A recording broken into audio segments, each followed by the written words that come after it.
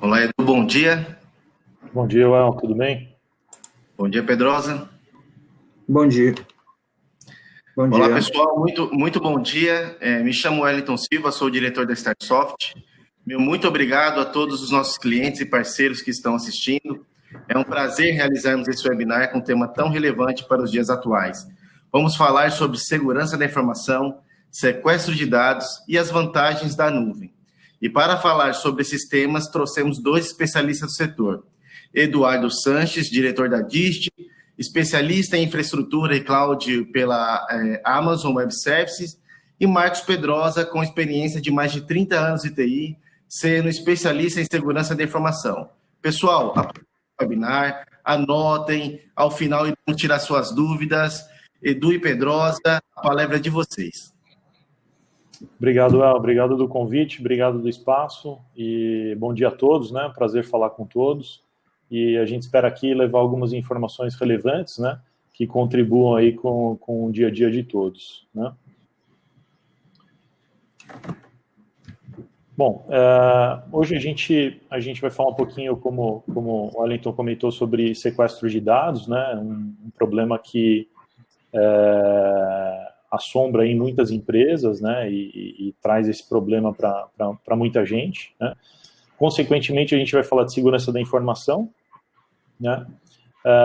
Ganhos que a gente tem migrando para o cloud, né? Tanto de sistemas Startsoft como no geral, né? E no finalzinho a gente fala um pouquinho sobre a nossa oferta, né? Que a gente tem para os sistemas Startsoft, né?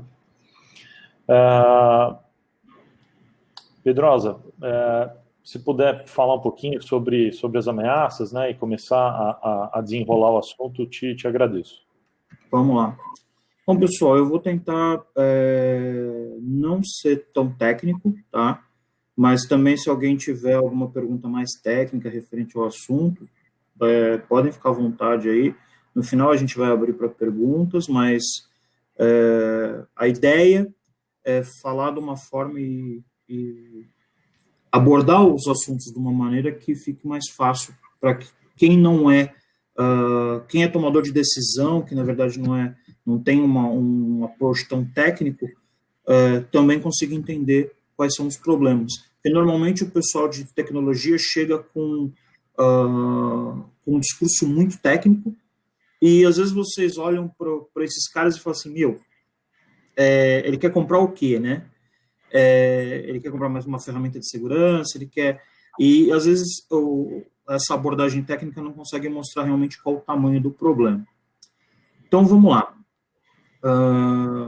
Falando em segurança, né, então a gente colocou aqui um primeiro ponto, que é vírus. Né? Então, hoje a gente nem chama esse cara mais de vírus, a gente chama esse cara de malware, né, porque são softwares maliciosos, porque você tem uma ampla categoria aí de softwares, de aplicações que são maliciosas, né, que elas têm um intuito...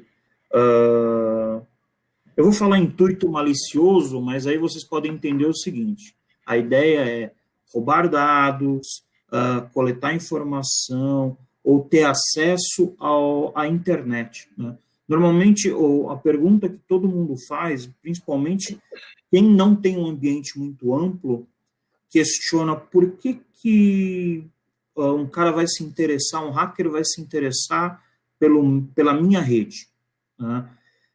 Eu já participei de alguns estudos com alguns fabricantes e, independente de qual é a sua área de atuação, quando você coloca um computador de cara para a internet, esse computador ele vai ser comprometido de 5 a 10 minutos. Tá? Existem robôs já tentando capturar endereços de internet, tentando explorar vulnerabilidades e tentando acesso a essas máquinas. Né? Então, a questão do vírus, voltando, né, falar um pouquinho de malware, de vírus, o vírus, desde os anos 80, já é um problema. Né?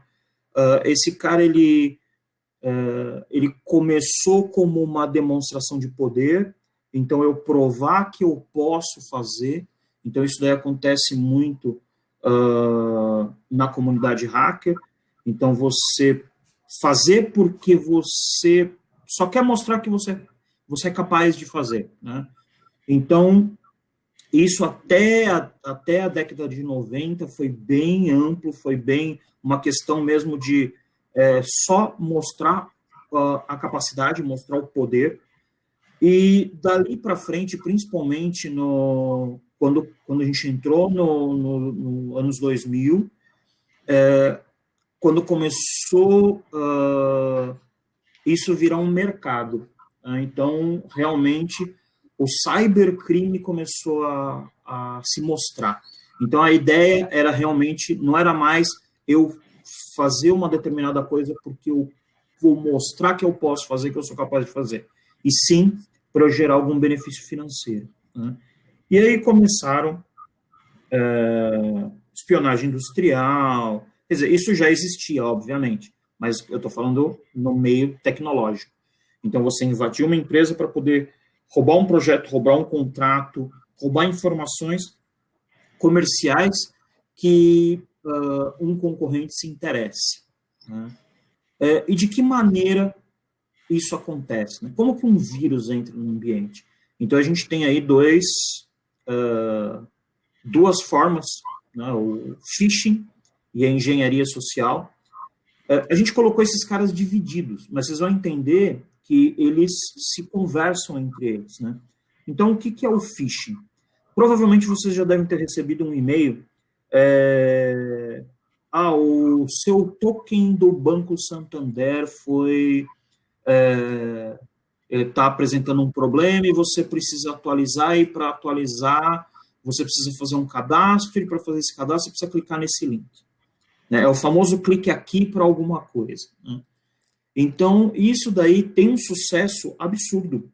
A gente fala, pô, mas o cara não tem conta no Santander, nunca foi cliente Santander, e esse cara clica no link? Sim. Tem muitos que clicam no automático, tem muitos que clicam por curiosidade. Então, o phishing, ele é uma forma, a ideia mesmo de pescaria. Então, o objetivo do cybercriminoso é lotar o maior número de caixa de e-mail possível. Então, se eu mandar um phishing para 1.000 pessoas, provavelmente eu vou ter umas 100 pessoas que vão clicar. Então, dessas 100 pessoas, algumas, as soluções de segurança que a pessoa tem no ambiente dela vão conseguir resolver o problema, algumas não. Então, a gente trata aí um resultado de 50%, vai de 100 pessoas, umas 50, o cybercriminoso vai ter um resultado de sucesso, né? Engenharia social. Engenharia social é uma forma rápida de explicar isso. Eu consegui tirar alguma vantagem de algum de vocês usando argumentação. Então, eu engano vocês de alguma maneira para que vocês possam me entregar o que eu quero, né? Então, eu posso pedir, tem um vídeo no YouTube, vocês podem até pesquisar depois, um cara na rua perguntando para as pessoas, qual que é o seu e-mail, qual que é a sua senha? Tinha pessoas que riam, falavam que, não, você está de brincadeira, mas davam, né? Então, é uma coisa, eu costumo brincar que aquela pegadinha do buraco na parede com a plaquinha não olhe é engenharia social. Então, é uma forma de usar ou o interesse das pessoas de ajudar, a empatia ou a curiosidade para poder tirar vantagem, né? Então, por que eu amarro esses dois? Porque, normalmente, o phishing está fazendo esse tipo de coisa. Se a gente não tivesse nesse período de pandemia, a gente teria 2 dias agora para entregar as declarações de imposto de renda. Então, se vocês puxarem na memória, provavelmente vocês devem ter recebido, não esse ano, mas nos outros anos, esse ano vocês devem ter recebido muita coisa sobre Covid, né? Mas nos anos anteriores, provavelmente vocês receberam alguns e-mails, principalmente nos e-mails pessoais, falando sobre a Receita está encontrando um problema no seu CPF, fazendo com que você clique em algum lugar para poder para que eles possam instalar alguma coisa dentro da sua máquina para poder ter acesso, né? E o ápice do cybercrime, isso foi por volta de 2010 para cá, né, que foi o início do ransomware, né? Então, o ransomware, ele é uma categoria de malwares que cobra resgates, né? Então, a ideia é você embaralhar os dados da máquina da pessoa que foi contaminada e a única coisa, óbvio que assim, a pessoa vai ter acesso ao sistema operacional, vai ter acesso à máquina, até porque senão isso perde o benefício, né?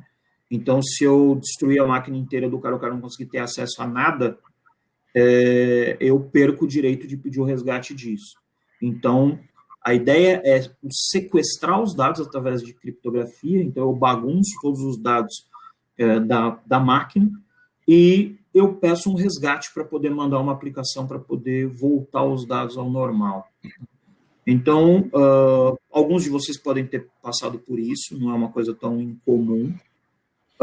O mercado, eu já vi isso de empresas pequenas, de 3, 4 computadores, até empresas com 5 mil computadores. Então, não tem um alvo específico.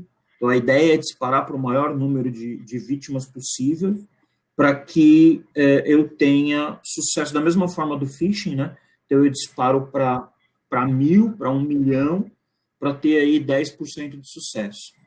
Então, com isso, os cybercriminosos não têm mais um público-alvo. Óbvio que a gente tem ainda ataques direcionados, mas isso volta lá para aquela pergunta: por que eu vou ser infectado? Por que um hacker se interessaria pelo meu ambiente se eu tenho 2, 3 computadores, se eu tenho 20 computadores, se eu não tenho muitos dados?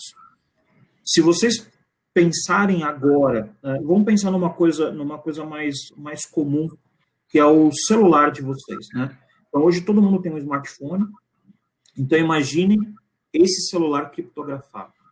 Então, quanto vocês têm aí de fotos, documentos, os e-mails que vocês... Os e-mails a gente releva, porque você pode ver isso na nuvem e tudo mais, mas só as fotos que vocês tiraram, qual o valor disso para vocês? Então, imagine os dados da empresa de vocês, né? Um banco de dados do sistema, algumas planilhas, alguns documentos, alguns contratos. Então, esses dados criptografados hoje, aí a gente vai falar um pouco mais sobre isso lá na frente, mas existe um plano B, né? Então, essa tela é a tela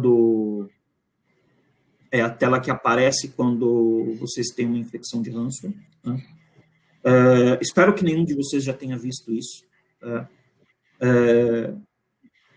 A gente não tem muita escolha, tá? Mesmo porque todas as empresas de segurança, elas recomendam não pagar o resgate, porque a chance de vocês receberem, além de vocês incentivarem o crime, a chance de vocês receberem os dados de volta é muito pequena. Então, nesse ponto, as empresas elas incentivam a que não paguem o resgate. Mas nessa tela, normalmente, você tem um tempo o tempo que vocês têm para pagar o resgate e os dados, né? Valor, carteira de Bitcoin, né? A criação da criptomoeda foi um avanço também para esse tipo de crime, porque eu não tenho uma identificação de origem e destino de pagamento. Então, se vocês transferirem um dinheiro para uma carteira minha de Bitcoin, não existe uma amarração entre origem e destino. Vocês não conseguem provar que vocês mandaram para minha carteira e vocês não conseguem provar que esse valor foi transferido de uma carteira para outra. Tá? Oi, Edu, pode virar para mim aí? Isso, obrigado. Então, vamos lá. Outro ponto, né? Então, algumas questões aqui, né? Então, como que as ameaças entram no nosso ambiente, né? E a mais importante, o backup foi feito, né? Então, tem muita gente que faz o backup, principalmente em ambiente pequeno, o cara ele não tem uma estrutura legal de backup. Então, ele utiliza uma pasta compartilhada num outro servidor, ou um HD externo. Então, o ransomware, quando ele vai atuar, ele vai criptografar a máquina e o que aquela máquina acessar. Então, todas as pastas compartilhadas que aquela máquina tem acesso, provavelmente vão ser criptografadas também, tá? E uma coisa legal, né? Como entraram, né? Como que os hackers, como um hacker entrou no meu ambiente para criptografar meus dados? Eu já vi algumas formas, né? Então, eu falei lá do phishing. Eu já vi alguns casos, eu tive uma experiência com um cliente que ele tinha o remote desktop do Windows, né? Então, o acesso remoto do Windows configurado no servidor para que ele pudesse ter acesso externo, né? Para que a equipe técnica tivesse acesso externo. E existe uma técnica que a gente chama de técnica de força bruta, onde você tem uma aplicação e você tem uma lista de palavras-chave que podem ser utilizadas como senha, né? Então, nesse caso, o cara ele sofreu um ataque de força bruta e o hacker ele entrou no ambiente, parou a solução de antivírus do servidor do cliente e instalou o ransomware. Então, imagina o seguinte, né? A gente tenta usar algumas ferramentas que são feitas para facilitar a nossa vida, né? E essas mesmas ferramentas, elas são utilizadas por hackers. Então, o que a gente tem que fazer? Qual que é a ideia? É dificultar o máximo possível, né? Os acessos de cybercriminosos, né? Aqui também a gente está falando um pouco de Deep Web, né? Então, provavelmente vocês ouviram falar de Deep Web. Normalmente a gente escuta sempre o pior da Deep Web, né? E tem lá, você contrata assassino, compra droga, tem uma série de coisas do mal, né? Mas também você tem acesso a bibliotecas que você não tem acesso pelo Google, você tem acesso a projetos que você não tem acesso pelo Google. Então, a ideia da Deep Web não é... Eu costumo brincar que é o seguinte, né? O homem, quando ele fez a faca, ele fez para cortar alguma coisa. Ele não fez para matar outro homem, né? Então, a invenção da pólvora, a invenção do avião, nada disso foi feito inicialmente para a guerra. Então, a Deep Web também não, né? A criptografia também não. Só que dentro da Deep Web você tem fóruns, né, de fóruns hackers, onde são vendidas ferramentas. Então, você consegue comprar uma ferramenta de ransomware. Então, eu não sou um desenvolvedor, eu não sei desenvolver um vírus. Eu consigo, através da Deep Web, acessar algum fórum, contratar um serviço de ransomware, que os caras eles são honestos, eles ainda me dão garantia, né, da solução. Porque se um vírus começar a pegar aquele vírus, se um antivírus começar a pegar aquele vírus que eu estou tentando disparar para minhas vítimas, os caras me garantem uma alteração do vírus. Então, eu tenho ali um contrato de 1 ano, né, de serviço com aquela empresa criminosa. Então, para vocês terem noção do nível, né? E outra também, a venda de dados, né?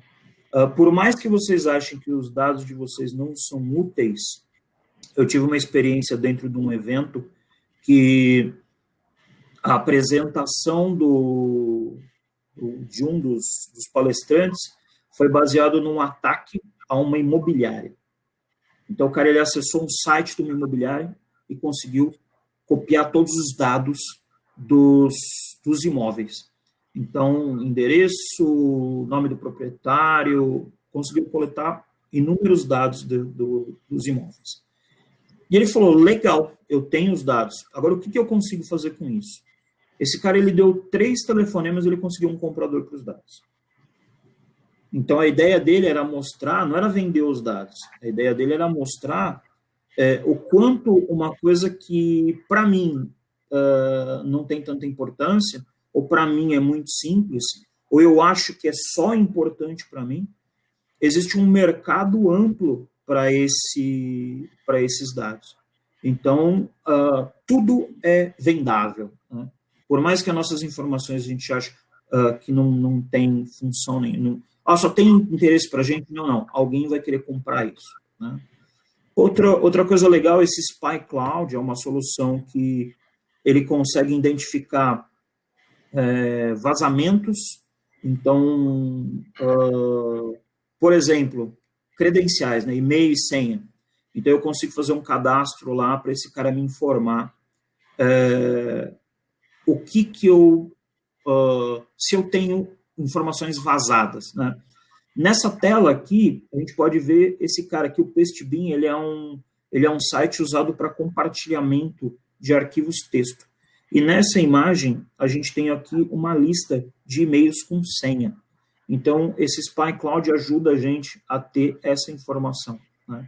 Ele consegue me falar assim, olha, seus dados vazaram de algum lugar, né? E uma coisa interessante, né, a gente fala de acesso remoto aqui, então a gente está falando aqui do LastPass, que é um cofre de senha. Então, as ferramentas de cofre de senha, elas são usadas para ajudar a gente a liberar acesso para terceiros e para que a gente possa acessar dados sem que a gente tenha que ficar digitando a senha inúmeras vezes. Então, normalmente, através do cofre de senha, aí eu tenho lá um link de acesso a outros sites, aplicações, servidores. Então, com isso, eu evito de um malware estar coletando o que eu estou digitando, o que eu estou clicando. Pode passar. Bem legal, Pedrosa.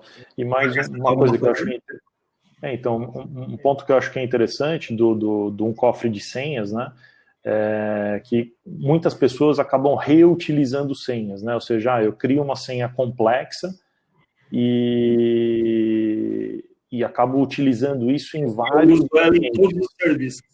Exatamente. Então, quando você tem uma senha vazada, e aí, por exemplo, Spy Cloud, e tem outras ferramentas, e essa senha vazada, o hacker aí pode pegar essa senha que vazou e tentar o seu acesso ali em outros lugares. Então, o que a gente recomenda, né, é que use o cofre de senhas e não reutilize senhas. Até o LastPass ele tem uma ferramenta que ele analisa as suas senhas para ver quais são fracas, aonde você está reutilizando.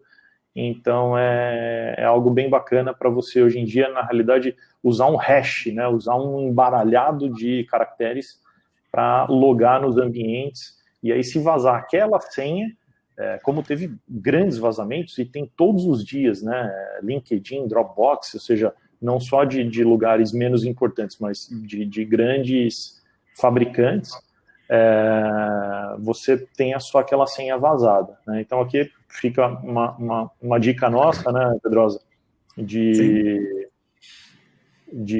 monitoramento, né, da Deep Web. Aí a Spy Cloud faz isso e o LastPass como um cofre de senhas. Um ponto que eu queria perguntar, Wellington, compartilha com a gente um pouquinho dos clientes Starsoft. Quais experiências você já teve, quais te contataram que tiveram invasão aí de ransomware e alguns problemas semelhantes? Olha, Eduardo, posso te afirmar que nós já tivemos dezenas, né, de empresas, de clientes, até parceiros, né, que também usam outras soluções, que tiveram invasão, que tiveram sequestro de dados, enfim, foi uma situação traumática, né? Alguns clientes têm, vamos dizer, um protocolo de segurança mínima, né, que acabam tendo um backup, mas muitos deixam, às vezes, o backup num lugar vulnerável e acabaram perdendo o backup e tiveram que recadastrar todos os dados do sistema, reconfigurar o sistema. Tivemos casos também de clientes que tiveram que voltar ao backup com 1 ou 2 dias aí de defasagem.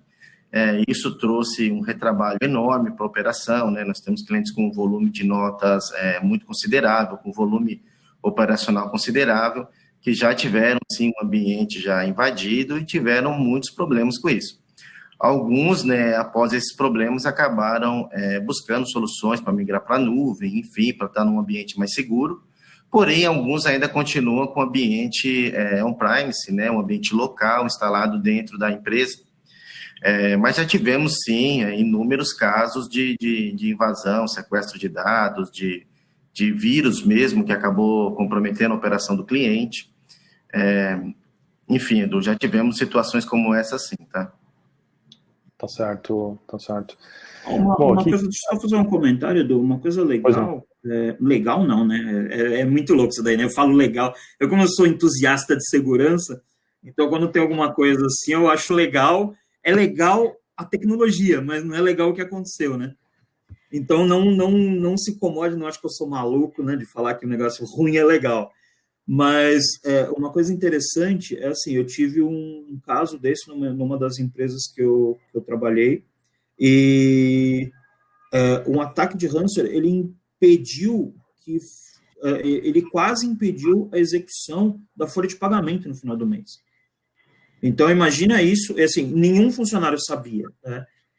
Eu sabia porque eu estava envolvido com a equipe de segurança e a gente estava tentando resolver o problema, mas imagina que, assim, o usuário comum não estava sabendo, achando que alguns sistemas não estavam funcionando, para eles era um pane normal ou alguma manutenção do sistema, mas os caras não conseguiam executar a folha de pagamento, né?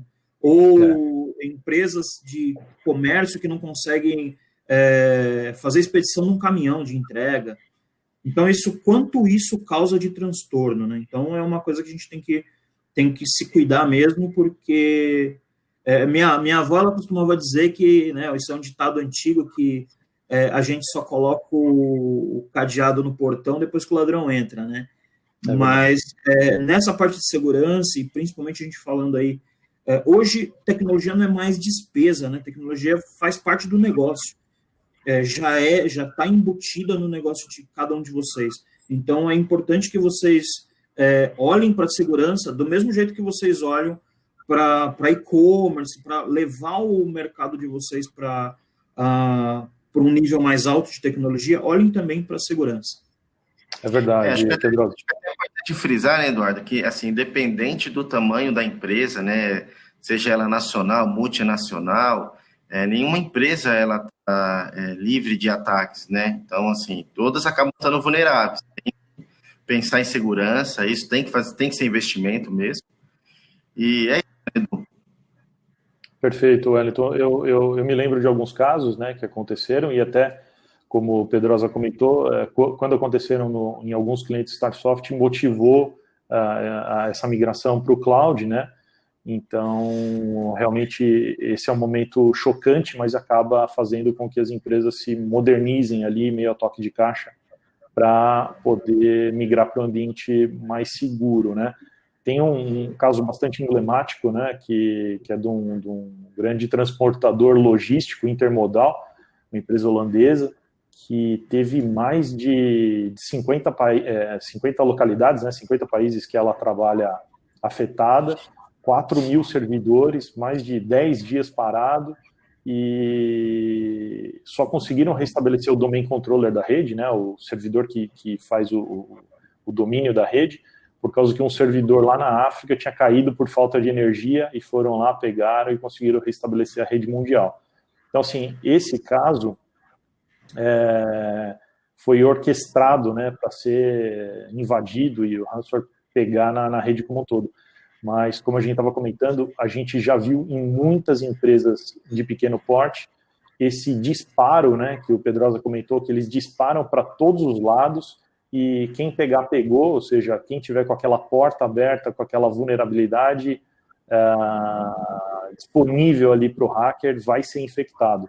Então, não tem tamanho, a ameaça pode ser atingida, né? A ameaça pode atingir pequenas, médias e grandes empresas, né? Então, tem vários cases aí de empresas que sofreram e perderam muito. Essa perda dessa empresa Intermodal girou na casa de 300 milhões de dólares, com o apoio de mais de 200 consultores de TI de uma Big Four para apoiar os caras nesse momento difícil. Então, é algo realmente muito grave, como é um sequestro, né, nosso, né, de pessoa física, né? Existem casos aí orquestrados e sequestro relâmpago. Então, acho que dá para a gente fazer analogia, e o impacto é tão sério como se fosse para a pessoa física, né? Oi, Edu, uma coisa legal também, interessante de falar aí, não é nem dando carteirada, né, mas assim, uma das empresas que eu trabalhei é responsável pelo projeto das Forças Armadas, né, de um dos pontos de segurança das Forças Armadas, Exército, Marinha e Aeronáutica. E por incrível que pareça, nas minhas apresentações, óbvio que eu falava, né, eu precisava dar essa carteirada, né, para mostrar que a tecnologia era utilizada pelas Forças Armadas, mas o meu case de sucesso era uma empresa de 20 computadores. E a gente conseguiu reverter um problema de ransomware durante o processo.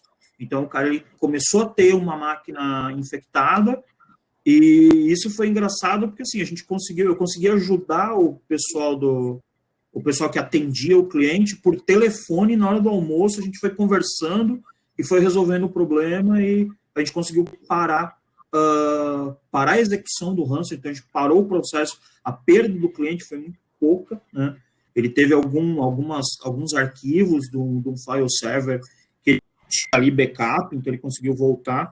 E para mim esse é meu caso de sucesso, cara. Uma empresa não tão grande, uma empresa pequena, né, se você for considerar.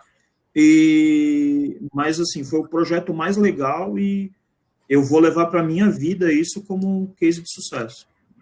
Muito bom, muito bom. Bom, aqui queria avançar um pouquinho, né, Pedro? Você continua falando nisso daqui? Sim. Uma coisa que é legal, assim, a gente costuma pensar, principalmente, eu não lembro bendito do número da lei, né? Mas a primeira lei que foi criada para a segurança de dados foi a Lei Carolina Dickmann, né?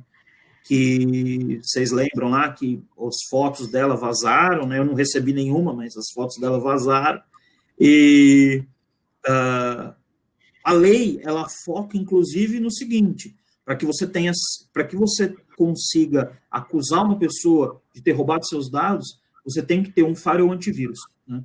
Então, hoje, muita gente ainda olha a segurança como firewall antivírus e ali o meu sistema operacional. Então, eu configuro ali meu AD para alguns acessos à pasta, eu configuro meu firewall para entrada e saída dos dados, e eu tenho lá meu antivírus instalado. Beleza, estou tranquilo, né? Mas vocês podem ver aí que a abrangência de segurança é muito maior, né?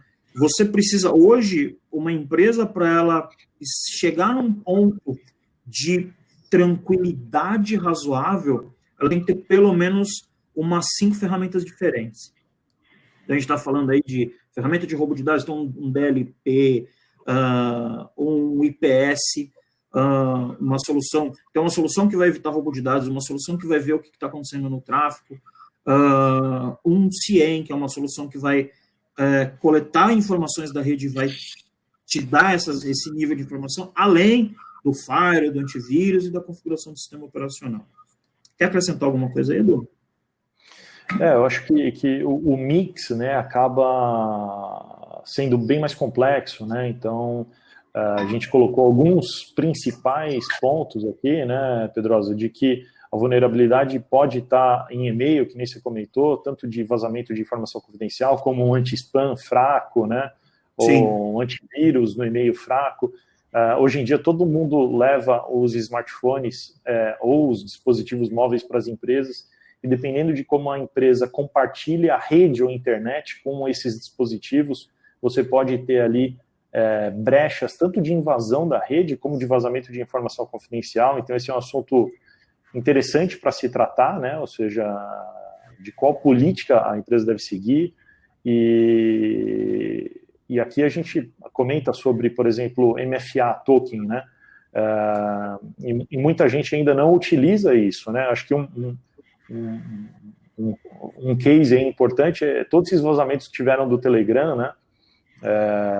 Das autoridades e tal. Possivelmente esses caras não usavam dupla autenticação ali, senha, né, no Telegram, e tem vários dispositivos hoje, né, Facebook, vários softwares na web, vários portais, Telegram, WhatsApp, que você pode habilitar um segundo fator de autenticação. Então a gente acaba sugerindo habilitar isso para todos os dispositivos que você utiliza, né? Então, no ambiente corporativo, todos esses fatores de legalização de software, Wi-Fi, segurança física, a sua própria rede, né, o que trafega nela, como você monitora, como você acompanha tudo isso, como você permite o acesso remoto, né? Hoje em dia, por causa da pandemia do Covid, tá quase todo mundo home office, né? E a grande maioria das empresas consegue fornecer conectividade, né? Os funcionários, os colaboradores podem acessar os sistemas fora da empresa. Mas a grande dificuldade é como fornecer conectividade com segurança, né? Então, esse é um ponto interessante para pensar, refletir, e aí o ambiente de cada empresa acaba sendo único, né? O universo que ela necessita e tem de recurso e tem de utilização deve ser avaliado unicamente, né, para cada empresa, né? Não tem uma receita de bolo, né, Pedrosa? Não, é verdade, isso daí tem que ser olhado caso a caso, e também é o seguinte, o que é tratado, né, porque o Eduardo falou das vulnerabilidades de smartphone, né, eu até comentei de criptografia no smartphone, ou roubo de dados no smartphone, ou golpes, né, e hoje a gente está vendo aí o auxílio do governo, apareceram 10 aplicativos fakes, né, com o intuito de roubar dados. E você subir uma aplicação no Google Store é muito fácil, né? Não tem tanta... Se o aplicativo faz o que diz que faz, você consegue subir. Não existe até que não haja nenhuma denúncia, o aplicativo é um aplicativo válido, né? Mas também você tem casos de a utilização... Quando você fala de um smartphone hoje, ele tem um poder de processamento de alguns servidores, né? Esse cara dentro da rede, sendo uma ameaça, você pode paralisar um serviço de uma rede, né? Eu já peguei um caso que um smartphone de uma fábrica, ele estava com um vírus que simplesmente ele começava, quando o celular estava parado, ele disparava acessos à internet. Então esse cara começou a parar a rede da empresa. Então você começou, não era um problema de roubo de dados, não era um problema de criptografia, mas era um problema de queda de serviço. Então os funcionários não conseguiam trabalhar, tá? Então é bem complicado, a gente tem que olhar isso realmente caso a caso, né? Com certeza. E nesse caso acabar negando o serviço, né? E se a empresa não tem ferramentas ali para analisar isso, acaba sofrendo bastante, né? Que é o que a gente quer comentar aqui, né? Que as macroetapas que a gente entende que tem que ter para a segurança da informação é exatamente essa, né? Prevenção, que eu acho que é um pouco disso que a gente está falando, né? Ou seja, pensar na arquitetura de infraestrutura, quais sistemas, quais servidores, quais níveis de acessos, como isso vai ser montado, né? Com qual topologia isso vai ser montado, né? A detecção, né? Muitas vezes a gente pega, por exemplo, esse caso que o Pedrosa comentou, ou tantos outros, né? Poxa, como que isso aconteceu na minha rede, né? Desde problemas bobos, né? Bobos assim, poxa, um file server lá, um servidor de arquivos, travou, ficou em 100% de ocupação. A gente já pegou casos que um usuário pegou e copiou ali uma pasta ali de 50, 100, 200 gigas de forma equivocada e travou o servidor, né? Então, se você tem mecanismos, alarmes, sensores, software para monitorar isso, você consegue detectar quem teve um crescimento abrupto de dados ali. Esse é um exemplo, mas para segurança tem vários outros, né? O Pedroso comentou do ataque por força bruta em remote desktop da Microsoft, e a gente utiliza um sensor, por exemplo, que ele coleta no Event Viewer da Microsoft, né, no servidor, e ele vai unificando quais são os usuários que estão tendo acesso negado e qual origem eles estão vindo, né? Então a gente consegue detectar se alguma porta, alguma vulnerabilidade está sendo explorada para algum login indevido de usuário. Então esse é um sensor, a gente utiliza uma série deles, né, para detectar hardware, detectar serviço, detectar performance de SQL Server, por exemplo. Então a gente tem um mix de sensores e as empresas acabam fazendo isso para você ter uma resposta mais rápida para quando acontece um incidente, ou seja, poxa, eu tenho toda a minha arquitetura montada com riscos mitigados, tenho ferramentas de detecção de antivírus e desses que eu comentei, e vários outros sensores, vários outros alarmes, e quando acontece um incidente eu consigo ter uma resposta mais rápida e corrigir não só aquele incidente, mas, se possível, corrigir o problema raiz ou evoluir o sensor, o alarme que eu tenho. Então, essa é uma linha de atuação que a gente segue, né, e que são os 4 macroprocessos, né. Bom, aqui a gente queria falar um pouquinho sobre data center, né, ou seja, tem algumas pessoas que mantêm ainda o StarSoft Applications dentro de casa, e os sistemas dentro de casa, e estão nesse caminho de levar o ambiente para a nuvem, né. Alguns anos atrás a gente falava que nuvem é uma tendência e deve acontecer, e hoje em dia a gente vê que não é mais tendência, né? Na realidade, quem ainda não está na nuvem já está atrasado, de certa forma, e deve começar a experimentar isso e migrar os seus ambientes, né? Basicamente porque hoje em dia, como a gente comentou, as operações das empresas estão totalmente baseadas em servidores, em tecnologia, né? Então, quando você tem uma queda de um servidor ou uma baixa de performance, isso afeta muito o negócio das empresas. E esse slide aqui mostra um pouquinho do que é a base do data center, né? Ou seja, poxa, os data centers têm segurança física, controle de acesso, né? Então, não entra qualquer um nesses ambientes, tem alta qualidade de energia por no-break, por fontes redundantes de energia pública, por geradores, tem sistemas de contra-incêndio bastante eficientes com gases especiais e tudo para equipamentos eletrônicos sensíveis, e sistemas de ar-condicionado de precisão, com limpeza extrema, com redundância, enfim, são ambientes preparados para manter os seus servidores. Então, quer manter os seus servidores em casa, dificilmente para pequenas e médias empresas você consegue manter um ambiente perto disso, né? E empresas que fazem isso acabam gastando muito dinheiro. Então, a gente só vê, hoje em dia, os grandes bancos e esses caras muito poderosos fazendo um data center realmente de padrão internacional, tal, para esses grandes players, né?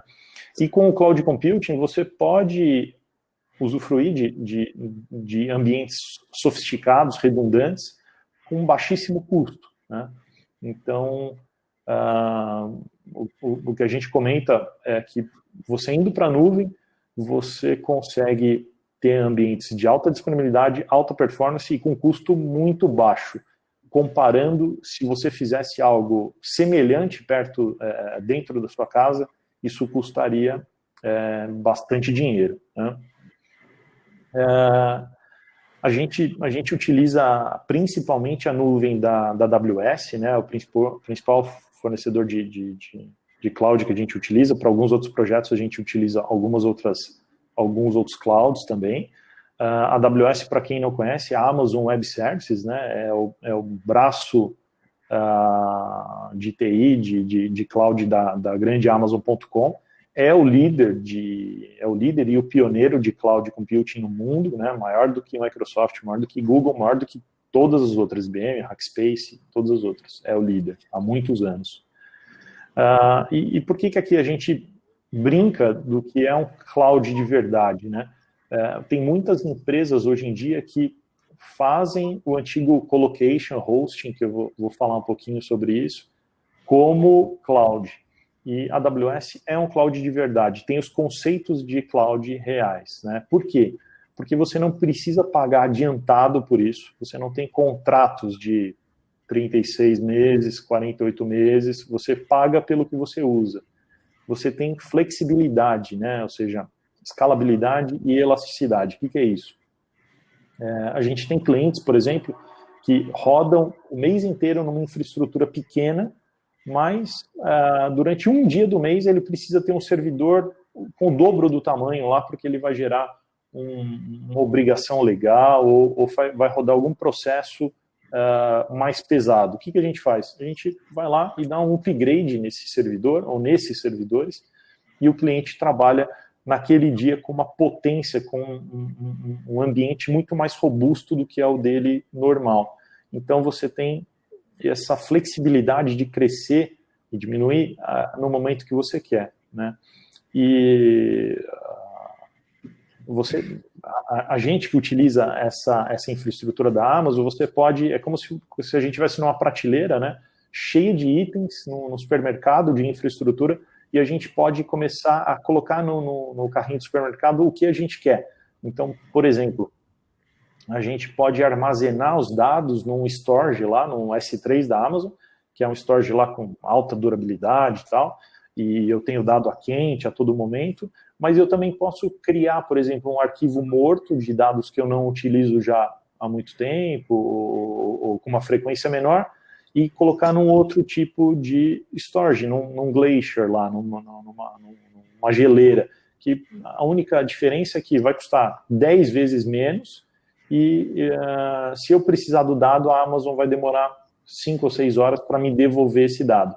Então, eles têm um pacote tão grande de recursos que a gente pode montar uma estrutura muito sofisticada e com um custo bastante atraente, né? Por exemplo, para a Starsoft, a gente tem diversos servidores e à medida que a gente tem demanda mais requisitada, a gente consegue alocar mais servidores e distribuir os clientes, os usuários, nessas instâncias conforme a demanda oscila, né? Então a gente consegue crescer recurso quando tem mais demanda e consegue reduzir isso em períodos noturnos ou coisas do tipo. Então, isso são características legais da Amazon, de um cloud real, né, raiz, né, e você paga pelo que você utiliza, né? Então, você ligou um sensor, usou um disco, trocou para um disco de alta performance, habilitou determinado serviço, você paga por hora por aquela utilização. Então, fazer a gestão disso, olhando em performance, olhando em disponibilidade e olhando em custo, é algo que quem gerencia o cloud tem que ficar ligado, tá? Bom, eu comentei um pouquinho, né? Aqui é um slide que a gente pode ver a evolução do on-premises, né? Ou seja, dos servidores locais, quando eles ficam dentro da sua casa. Você, como responsável, né, o gerente de TI ou o cliente, precisa lá manter link de dados, segurança física, energia, espaço, ar-condicionado e vários outros itens, né? Detecção de incêndio, alarme, luz de emergência, vários outros itens, né? Então, você tem essa responsabilidade. Quando você vai para um data center, para um colocation, né? O colocation, o que é? É um serviço bastante antigo, né? Que existe há muitos anos, que você vai lá num data center, como esse que a gente tinha na imagem, e aluga um espaço, e põe um servidor seu lá dentro, né? Então, esse é um serviço que ainda existe, mas cada vez menos utilizado em função do cloud, né? Do colocation teve uma evolução para o hosting, né? O hosting, o que é? Poxa, você aluga um espaço, mas com servidores do data center, né? Mas você também tem contratos longos, não tem elasticidade, paga ali o fixo por mês, e se você precisar fazer um aditivo de contrato, contratar um novo servidor, eles vão te fornecer isso, mas você tem que pagar esse adicional, e sem essa flexibilidade do cloud, né? E depois disso a gente tem a evolução do cloud, né? Que é a sigla ali de infraestrutura como serviço, né? Que são os players de Amazon que eu comentei, Azure, Google e vários outros players, né? Huawei e vários outros. Então, com essa evolução, você acaba transferindo a responsabilidade, a princípio que você mantinha tudo com você, ou seja, link, infraestrutura, segurança física, servidores, gestão do StarSoft, gestão da infraestrutura. Então você pode evoluir para o colocation, pode evoluir para o cloud, pode evoluir em você contratar uma AWS diretamente, ou você pode transferir essa responsabilidade para a gente, com o nosso serviço que é o Digit Cloud, que o que a gente faz, né? A gente gerencia esse ambiente hoje na Amazon, né? Gerencia toda essa infraestrutura, ou seja, topologia, servidores, rede, disco, armazenamento, backup, replicação e tudo mais. A AWS se responsabiliza por segurança física, acesso aos servidores, né? Os caras têm uma infraestrutura fantástica, né? Ou seja, estão presentes no mundo inteiro, distribuídos em várias regiões do mundo. Cada região é composta de 2 ou mais zonas, cada zona é composta de 2 ou mais data centers. Então, cada profissional da Amazon que tem acesso físico aos servidores não tem acesso lógico. Quando ocorre de um servidor dar pau, dá problema no hardware, na Amazon, eles te alertam isso, basta você reiniciar o servidor, a instância, e automaticamente isso vai para outro hardware. Então, a infraestrutura dos caras é simplesmente fantástica, né? Então, eles fazem essa primeira camada de segurança, primeira camada de responsabilidade física, hardware, virtualização, né? Discos, rede, conectividade e tudo mais. A gente faz toda essa administração de servidores, sistema operacional, backup, replicação, e a StarSoft com a parte de sistema, ou seja, toda a tratativa de segurança dos sistemas, né? E lá dentro a gente tem, obviamente, todas as ferramentas de segurança, de backup e outras satélites, né? Bom, muita gente pergunta para a gente quais servidores que deve migrar para a nuvem, né? Poxa, eu posso ficar sem nenhum servidor dentro de casa, eu posso migrar tudo para a nuvem, eu posso migrar só os servidores que gerenciam o StarSoft para a nuvem, quais são as etapas, o que eu faço, né? E você pode escolher o que faz mais sentido para você e para a sua empresa, né? Algo que a gente faz para todos os clientes e que a gente não abre mão é fazer backup do seu cenário atual para a nuvem, né? É um backup muito barato, muito simples, muito rápido, então esse é um serviço que é muito bacana. Uma outra diretriz que a gente comenta é todas as aplicações críticas devem estar na nuvem, né? Então, CRM da StarSoft, o RP da StarSoft, poxa, eu tenho algum outro sistema, eu sou do varejo, eu tenho um CTEF, mantenho o CTEF na nuvem, eu tenho alguma outra aplicação crítica, né, WMS, o que for, mantém isso na nuvem, ou seja, mantém dentro de casa a sua rede local, o seu Fire, o seu servidor de impressão, esses serviços que são consumidos pelo PC ali local. Todo o restante mantém na nuvem, porque ali você consegue ter replicação, consegue ter backup, consegue ter poder computacional, consegue ter um mix de coisa que a sua disponibilidade é muito maior, sua segurança é muito maior e sua performance é muito melhor, né? Quanto tempo demora para uma migração, né? Em média, a gente, Digit e Starsoft, a gente consegue migrar um cliente em uma semana. Ou seja, o cliente dá ok para a gente prepara todo o ambiente, Starsoft prepara todo o ambiente, a gente faz o backup do banco, faz o restore, o cliente homologa, no outro dia está em produção e as equipes acompanhando essa produção na nuvem desses primeiros dias, né? Qual o custo que tem indo para a nuvem? Depende do que você vai, né? Aqui a gente falando, poxa, eu quero migrar o meu Starsoft ERP Applications para a nuvem. Você vai ter um custo fixo por acesso, por usuário, né? Eu tenho 10 licenças do Starsoft e eu quero migrar esses 10 usuários que eu tenho para a nuvem. Você vai pagar 10 usuários mensais, né, com uma recorrência desse acesso do cloud. Em real, nada pago por dólar, apesar da gente utilizar a AWS e todos os custos que a gente tem são atrelados ao dólar, né? E esse ponto, né, ou seja, se migrar para a nuvem, onde estarão meus dados?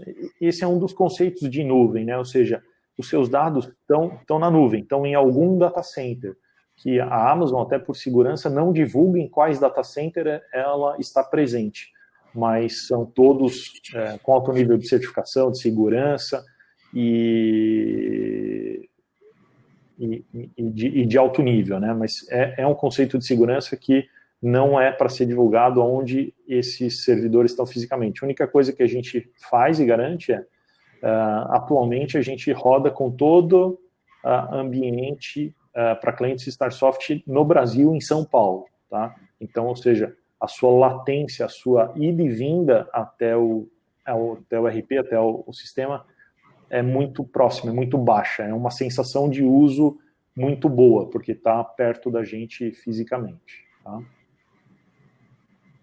Bom, aqui a gente queria fazer uma recapitulação, né, dos assuntos que a gente comentou um pouquinho, né? O pagamento em real, né? Por acesso, né? Por acesso ao usuário, né? Então, isso facilita a sua previsão de caixa, né? E sempre que você contrata mais pessoas ou baixa o quadro, isso é flexível, a gente pode ir variando conforme o seu quadro, né? Uma facilidade também para a turma de TI, para o time de TI, você não precisa ficar dimensionando disco, servidor, você acaba contratando os acessos e a gente se preocupa com o dimensionamento do ambiente, né? Hoje em dia, com home office, acho que é uma grande vantagem essa de você acessar de qualquer lugar o RP, né? E uma vantagem que a gente tem também é você vai acessar o seu Starsoft Applications do seu navegador, né? Então, isso te dá mais flexibilidade ainda, você pode estar numa máquina que não é a sua e acessar o RP, né? A utilização de AWS, como eu já comentei, líder no planeta, né? Redução de custos, né? Não só em servidores, mas se você pensar que você tem uma empresa com 10, 15, 20, 30 acessos e você precisa pôr servidor, gerador, no-break, licenciamento de SQL, de Windows e tudo mais, backup, time especializado, né? Ou seja, eu preciso de uma pessoa para gerir o banco de dados, outra pessoa para administrar um FAR, outra pessoa para administrar um servidor de aplicação. Ou seja, o custo acaba sendo muito alto se você fizer toda essa lista de atividades, né? O ambiente é de altíssima disponibilidade, né? De AWS já é muito alto e o que a gente consegue também acima com o Starsoft, né? Ou seja, é como se fosse um primeiro nível de infraestrutura e a gente já está entregando a segunda camada com Starsoft Applications rodando, é muito alto, né? E alto nível de segurança de dados, né? A gente, na maioria dos acessos para clientes, a gente utiliza MFA, segundo fator de autenticação, para você conseguir autenticar. a gente pode ter bloqueios por horário, pode ter bloqueios de países específicos e com um sistema de segurança bastante robusto, né? Então, essa é uma recapitulação que a gente queria fazer, né? Aqui um pouquinho sobre o que a gente tem hoje, né? A gente tem um ambiente com mais de 1.000 acessos de clientes, né? Tem um time técnico para suportar tudo isso, né? De sistema operacional Microsoft, Linux, Cloud, né? De arquitetura Amazon. A maioria dos clientes que querem migrar para a nuvem e acionam a Starsoft para isso, escolhem a Digit, né? A gente tem uma retenção bastante alta e a gente consegue fazer uma oferta tanto de ambiente compartilhado, ou seja, um ambiente que o cliente compartilha, né, com outros clientes. Obviamente, ele acessa só o Starsoft dele e a base dele, mas é um ambiente compartilhado, bem robusto.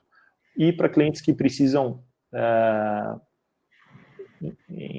integrar algum BI, ou integrar alguma ferramenta satélite, ou fazer algum tipo de acesso diferente, a gente consegue criar ambientes dedicados e ter algo mais customizado para esses clientes, né?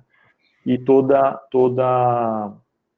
todo ambiente hoje é Amazon, e a gente também usa outros clouds, como eu comentei, né? E aqui, Pedrosa, Wellington, se vocês quiserem complementar com mais algum ponto, antes da gente abrir para as perguntas, né? Eu acho que, Edu, um ponto importante que você frisou é a questão do sistema, quando ele está na dist, em nuvem, ele roda no browser, né? Nós temos muitos clientes que pedem para que o sistema rode no browser, e com a AWS, junto com a dist, é possível sim rodar em browser, tá? Achei muito bacana o conteúdo, acredito que agregou bastante para os nossos clientes. E, pessoal, a gente vai abrir para perguntas em alguns instantes. Fiquem à vontade, a gente vai responder todas. E se alguma não tiver tempo de responder, depois a gente vai entrar em contato e vai mandar resposta. Pedrosa, tem algum ponto que quer acrescentar? Eu acho que só frisar a parte que o Eduardo falou sobre o pessoal não costuma olhar os custos embutidos, né? Então, tipo, um servidor hoje no meu data center, quanto que ele consome de energia direta e indiretamente, né? Na tomada e no aquecimento da sala, usando o ar-condicionado. E outro ponto também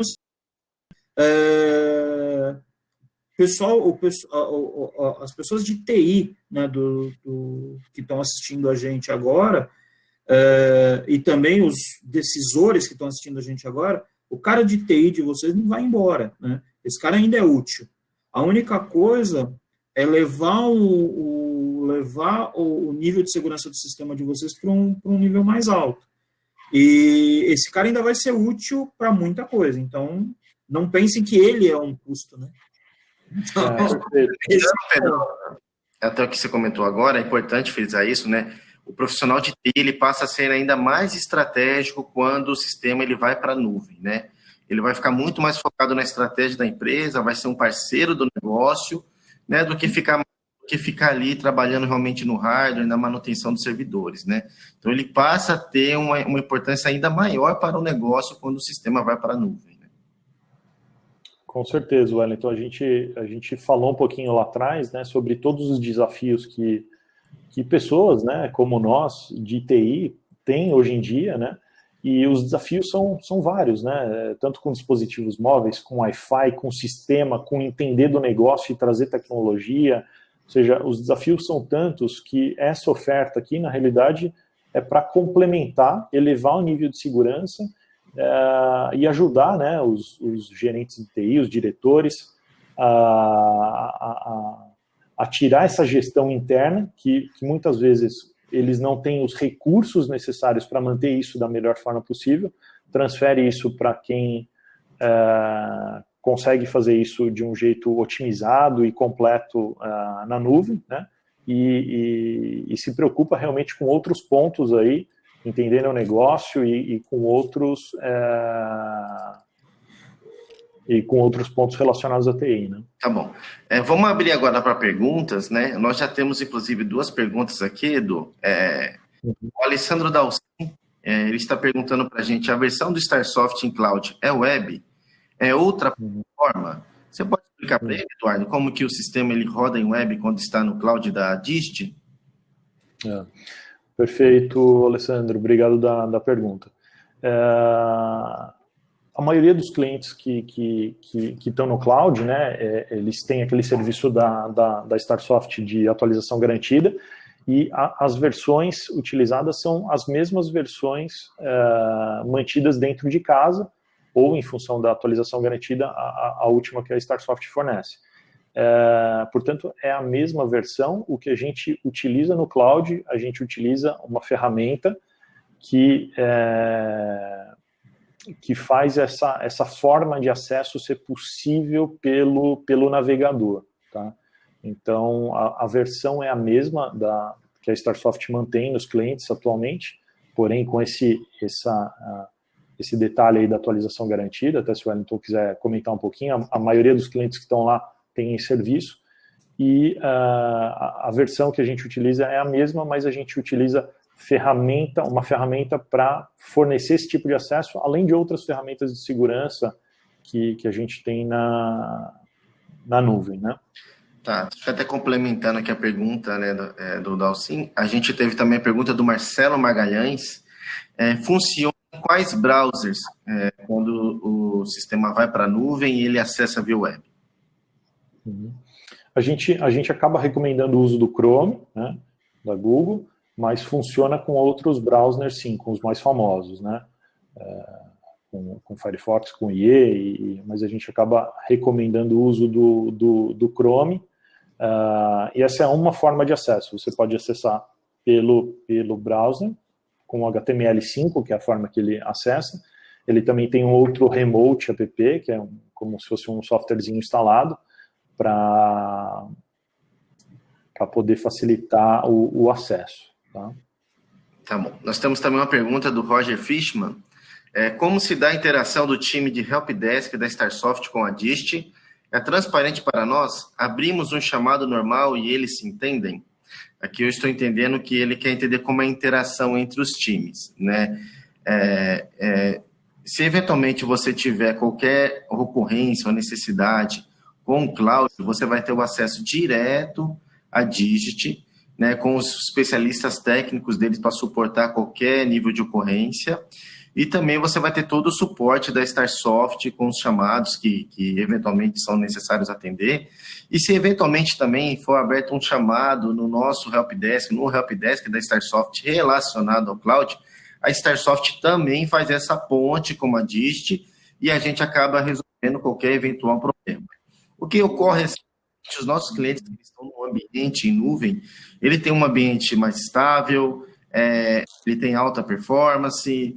Geralmente a gente até faz uma brincadeira que quando o cliente vai para a nuvem, os problemas com lentidão em emissão de nota, em fechamentos contábeis, eles acabam, né? E acabam mesmo porque, como o Eduardo mencionou durante o webinar, a gente aumenta a capacidade das nossas máquinas nos momentos de fechamento. Então, por isso que o cliente ele acaba não sentindo nenhuma interferência ao longo dos dias quando ele está utilizando o sistema.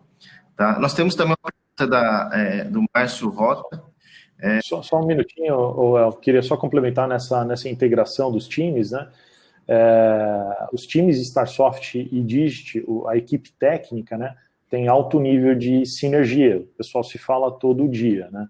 Então, muitas vezes a gente acaba resolvendo um chamado, resolvendo um problema de forma transparente para o cliente, né? Ou seja, tendo o chamado entrou pela Starsoft e o time da Starsoft fala com o time da Dist e a gente acaba resolvendo isso, e a coisa acaba fluindo muito bem. Porém, as duas equipes recebem chamados, ou seja, o CRA da Starsoft é mantido para chamados a sistema, e a gente tem um sistema de chamados também para registrar e para tratar os chamados pela Dist. Porém, os times são muito próximos. Exatamente, existe uma sinergia já na execução do trabalho, né? Então, assim, nós temos uma pergunta também do Márcio Rota, né? Bom dia, como ficam os específicos? É possível ou somente a versão padrão? Então, respondendo ao Márcio, quando o sistema ele é migrado para a nuvem, a gente preserva todos os específicos. Quando ele vai para a nuvem, ele vai com todas as customizações que foram desenvolvidas, não temos nenhum impacto nas customizações, elas permanecem no ambiente em nuvem também, tá, Márcio? Então, não é preciso só levar um ambiente standard, tá? A gente leva o ambiente como o ambiente está. Se você tem específicos, ele vai com todos os específicos, tá? Nós temos também uma outra pergunta do Roger Fishman. As atividades de backup do meu ambiente são geridas 100% pela Digit? Oi, Roger. Obrigado da pergunta. Sim, são geridos por nós, assim como todo ambiente. Backup é só uma parte, é só uma atividade da gestão do ambiente como um todo. Ou seja, lá a gente tem diversas rotinas de backup, né, diferentes rotinas, e são geridas todas por nós, todas pelo nosso time. Exatamente. Nós temos também uma nova pergunta do Marcelo Magalhães.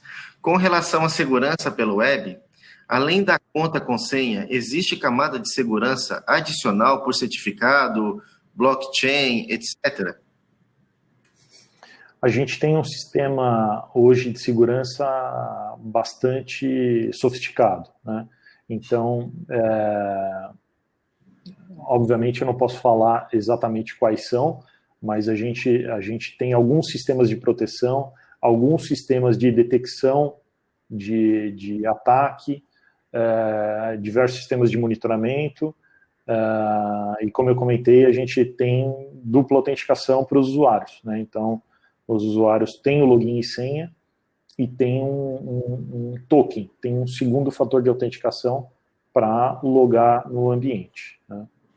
Ok. Eduardo, nós temos outra pergunta aqui do Márcio Rota. Complementando acerca do banco de dados, não somente o backup, mas todo o trabalho de DBA, como atualizações de estatísticas, otimizações e melhorias de índices, são disponíveis? Tudo. Oi, Márcio. Muito boa pergunta. Todos os processos de gestão, tanto dos servidores como das bases, são feitas por nós. Então, a gente executa lá um trabalho de DBA, né, ou seja, executa rotinas de manutenção do banco de dados, e quando algum ajuste, alguma intervenção precisa ser feita como DBA, é feita um trabalho em conjunto, ou seja, o nosso time com o time da Starsoft para analisar as bases ou algum problema de performance se ocorrer. Então, a gente faz as rotinas, como essas que você comentou, de estatística, índices, né, rebuild, e trabalhos específicos, pontuais, são feitos não só por nós, mas aí em conjunto com a Starsoft também. Excelente, Lu. Nós temos também uma nova pergunta do William Silva. Tem um portal interno onde gero vários relatórios usando o banco de dados do Starsoft. Como este banco de dados na nuvem, né, vou conseguir conectar somente no banco de dados para continuar usando este portal? Acessando o Starsoft, né, para gerar relatórios. Né? Desculpa, Wellington. Não, só complementando aqui, ele tem um portal que acessa o banco de dados do Starsoft para gerar relatórios. Ele vai continuar acessando esse portal? Para ambiente, esse acesso.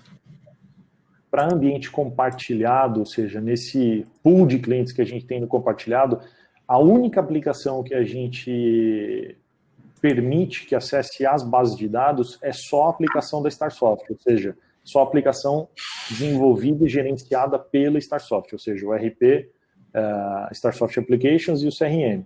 Né?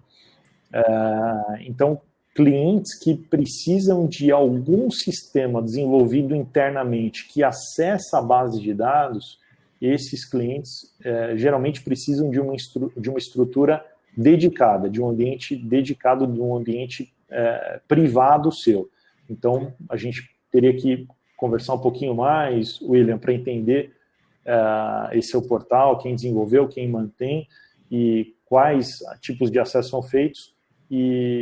mas se for isso que eu estou entendendo, que é um software satélite, né, desenvolvido por vocês ou por outra empresa, a gente tem que fazer montar um cloud dedicado para vocês, onde você aí poderia ter acesso total para o seu banco de dados e até acesso ao SQL ou coisas do tipo. Então, é um ponto que a gente tem que analisar, colher mais alguns dados para poder fazer a sugestão, a oferta correta, né? Tá, nós temos mais uma pergunta aqui do Roger Fishman.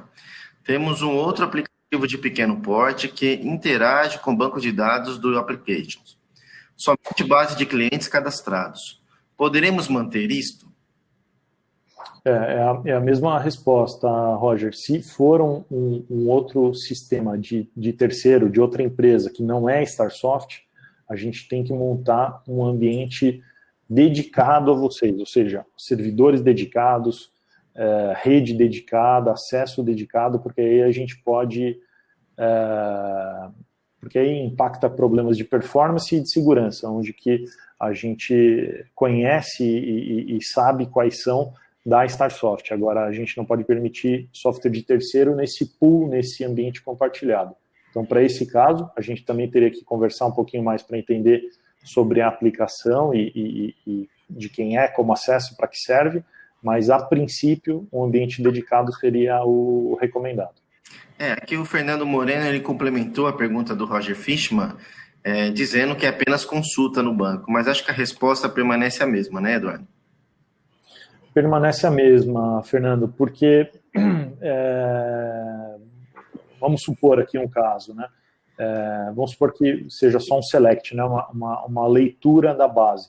Se essa leitura tiver não otimizada, tiver pesada, ela vai impactar não só no seu banco, no seu servidor, na sua instância, mas em outros servidores. Então, isso a gente não pode permitir, né? Mesmo que por segurança você só vai ler. Então, aí, nesse caso, o ideal realmente seria um ambiente dedicado. Eduardo, eu acho que é isso, né? A gente já está há um pouco mais de 17 minutos do programado, né? Mas foi muito bacana, o conteúdo certamente enriquecedor, né? Vai ajudar muito os nossos clientes na tomada de decisão para ir para a nuvem, para ter um ambiente mais seguro. Eu queria muito te agradecer por ter aceito o nosso convite, agradecer ao Pedrosa, também agradecer a todos os nossos clientes e parceiros que assistiram o nosso webinar. O nosso objetivo com esses webinars é trazer conteúdo relevante que realmente vai agregar no dia a dia de vocês, tá? Então, esperem, teremos mais webinars com conteúdos relevantes para vocês. Muito obrigado a todos que participaram. Obrigado, Wellington. Valeu, Pedrosa. Obrigado a todos. Obrigado, valeu.